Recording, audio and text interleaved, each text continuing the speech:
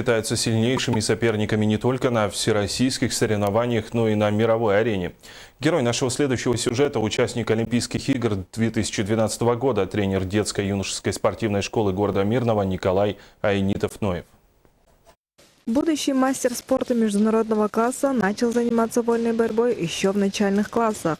Увидев потенциал у юного борца, родители отдали его в Чоропчинскую спортивную школу. У нас отец был фанатом борьбы.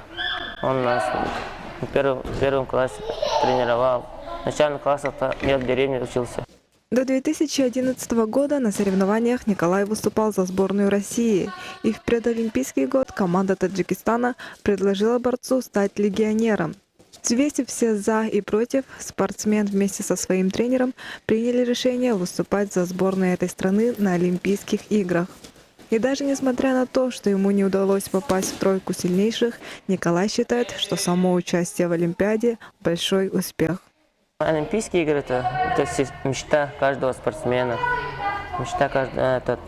Там атмосфера совсем другая, большая ответственность.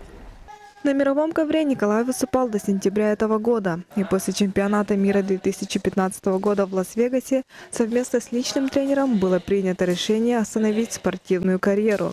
Сейчас именитый борец тренирует детей, делится со своим опытом с юными спортсменами. Молодым ребятам хочу пожелать, главное,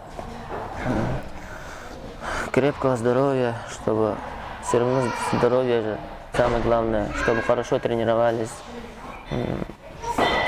учились. И главное, желание надо тренироваться. Один из самых лучших борцов Якутии сейчас все свое время посвящает юным спортсменам. По его мнению, учить детей намного сложнее, чем тренироваться самому.